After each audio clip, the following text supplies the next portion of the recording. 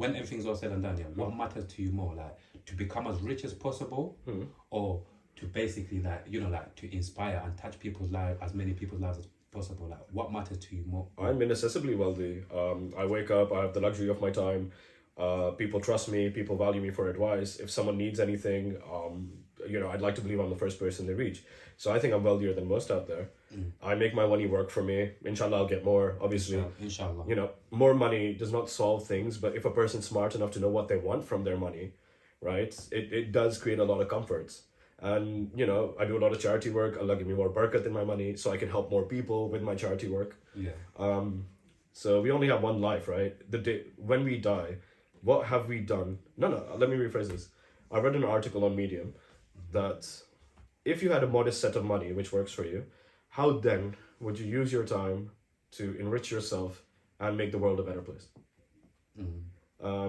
That's where I got Chronicles from as well, because that's something I know, that's something I enjoy.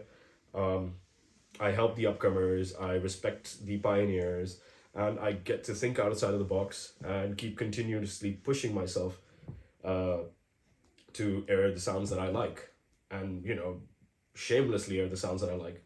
I love metal music, I love classical music. This year I hit a very big milestone for myself.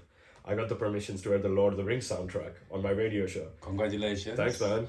That's a lifetime achievement unlocked. Yeah. So, the extended editions are nearly 12 hours worth of stories, right?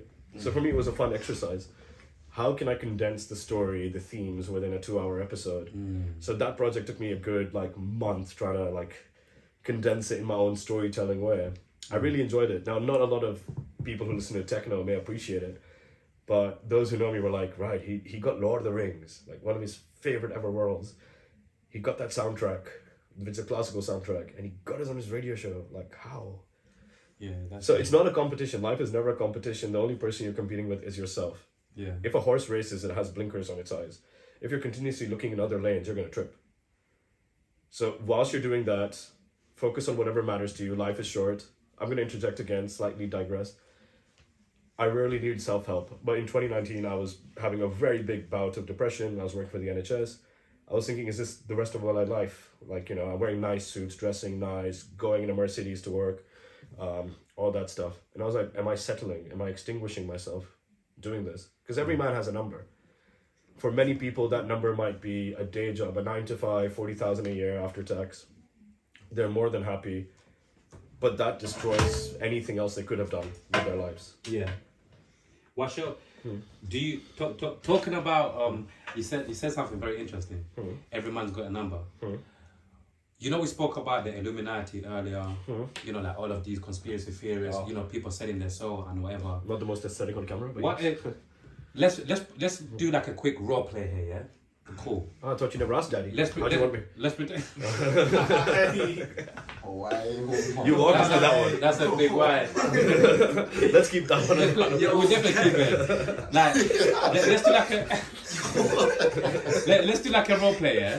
Cool. I'm one of the people who You can call me Hanson. Yeah. One of the people.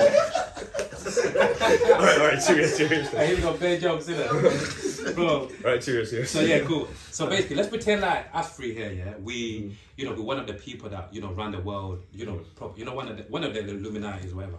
And we come to you and we just ask you a simple question. What's your price? More. What's your price for your soul? More. More. What's the price? More. Humans are ever hungry, insatiable beasts. Even if we look at Elon Musk, the guy sitting on, I don't even know what the bastard's net worth is. That doesn't impact me. He's never gonna stop getting more. Look at someone like Bezos, right? Despite having a minimal shares in Amazon, is he gonna stop wanting more? He'll never stop wanting more. Look at Trump. Why though? Look at Xi Jinping in China, right? He's trying to abolish the entire election campaign. Putin's pretty much done it. Rocket Man in North Korea, he's pretty much there till he dies, and then his sister or his kid will replace him.